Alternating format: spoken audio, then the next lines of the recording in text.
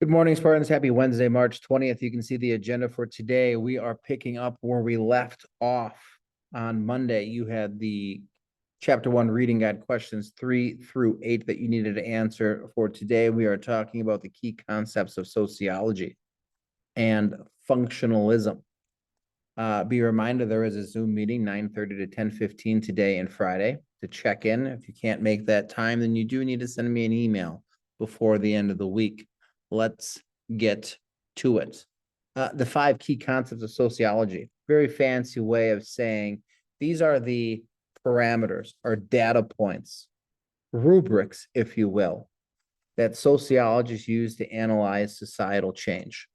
If I were to ask you, has society changed during your lifetime? You would say yes. If I were to ask you how society changed during your lifetime, you could probably articulate how it's changed. But I would imagine we might have some disagreement and or some difficulty in explaining why that change happened in society.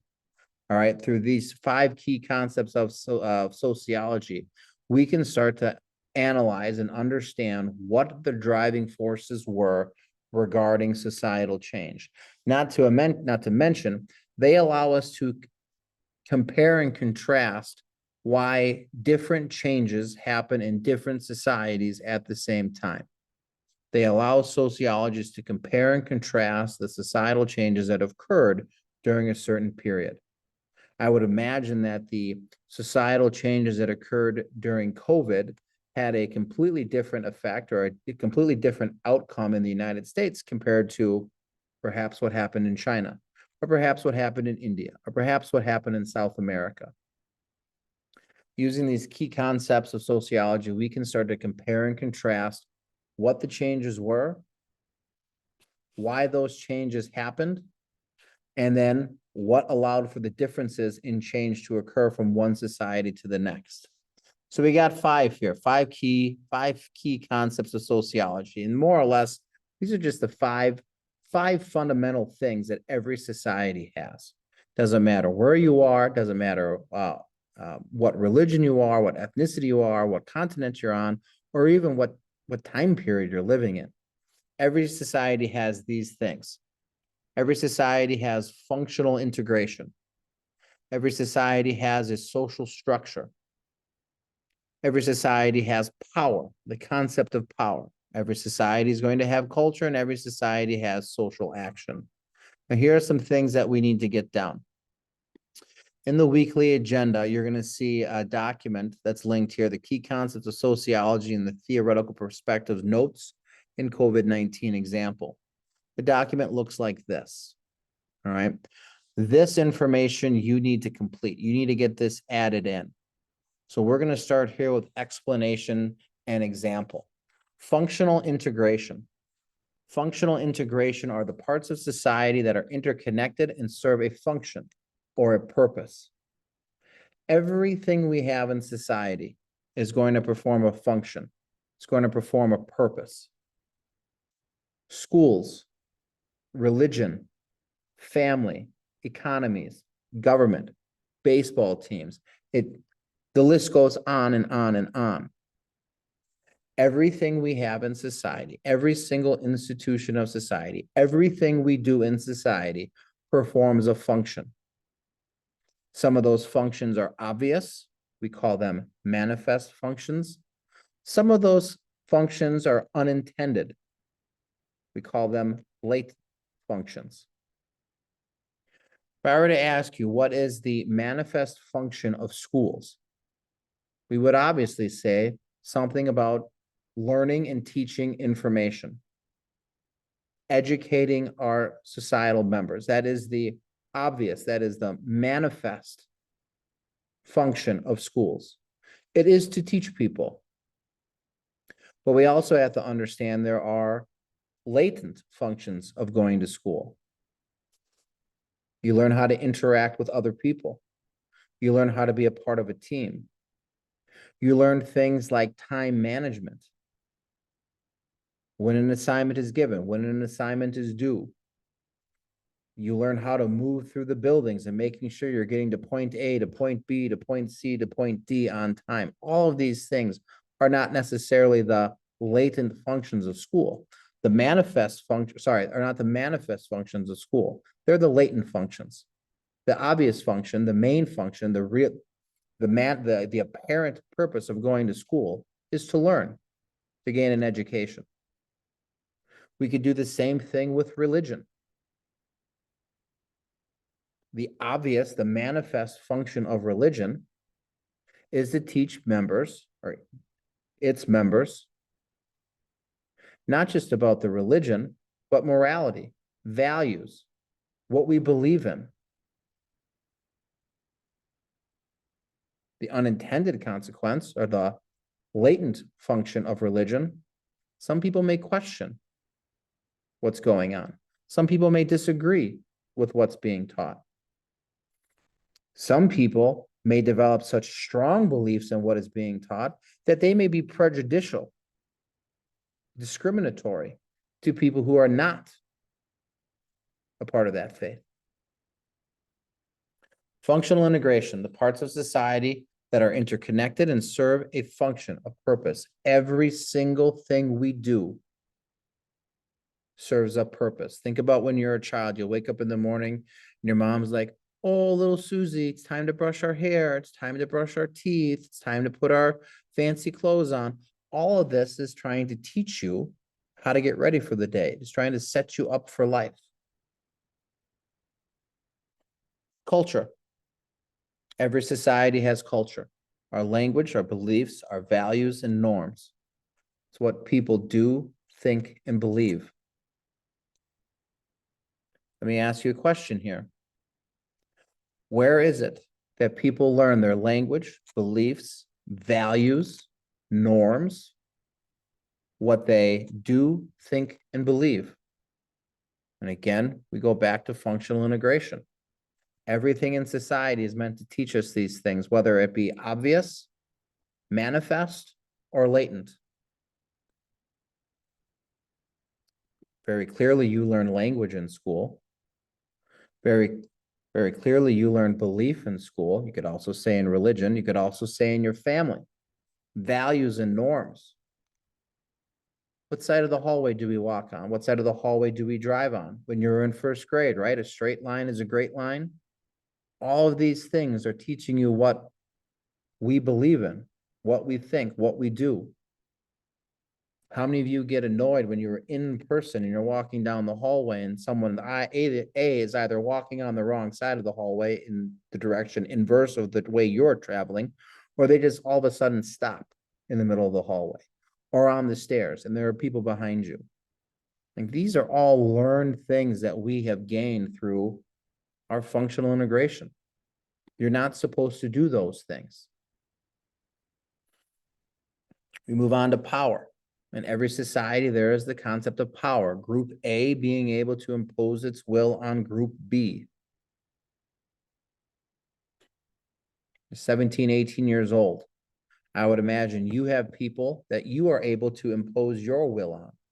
Maybe it's friends that more or less go along with anything. Maybe you have a younger sibling that you can manipulate into doing anything.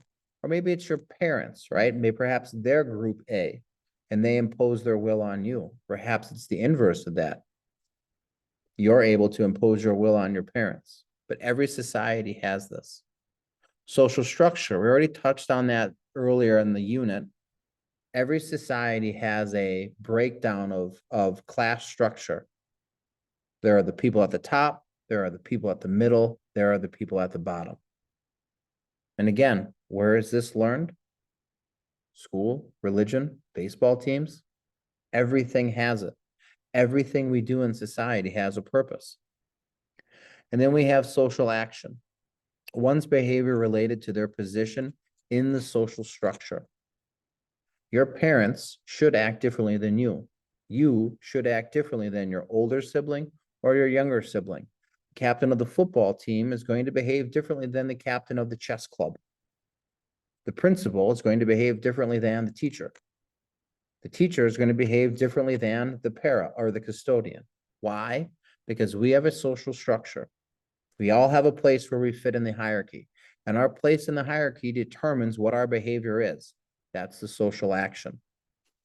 If I didn't say it at the beginning of the video, make sure we get this portion filled in. Okay, we should have this in for our explanation and examples, right? Again, if we needed to go through it, functional integration.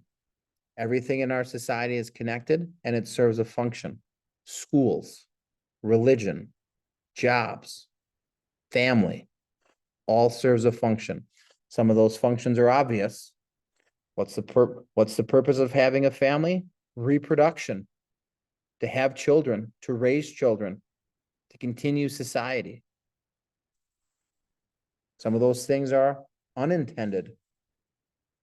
Some people find out that family is not for them. They get divorced, they abandon their children, they move away.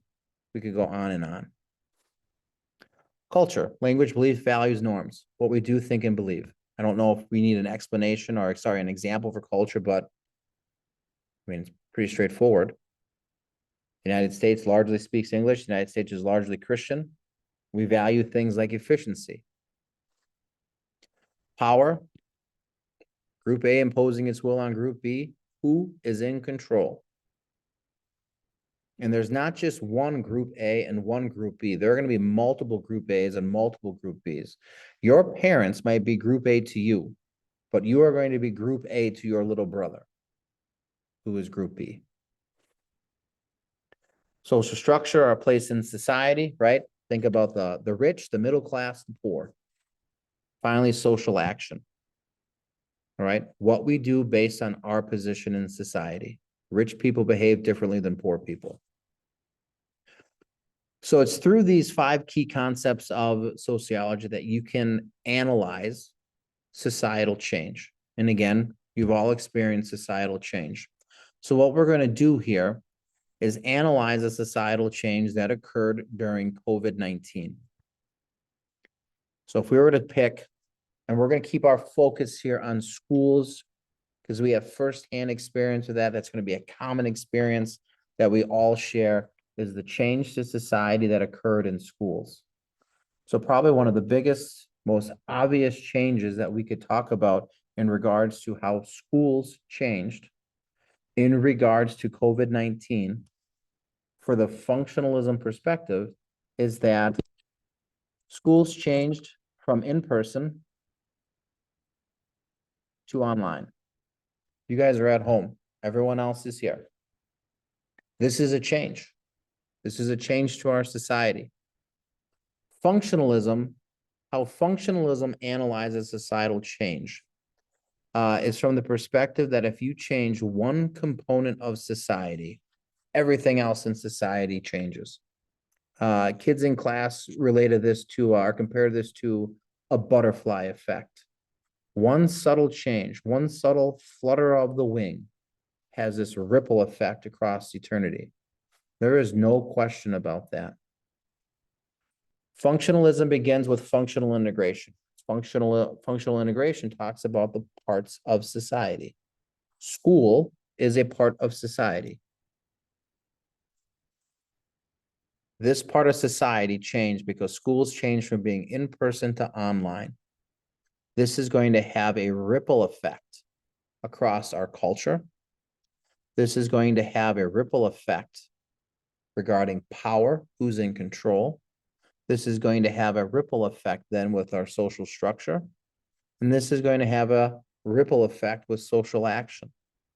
So think about your life. Think about your experience in the online program. How has your culture changed? Because due to COVID-19, schools switched online. Think about your experience.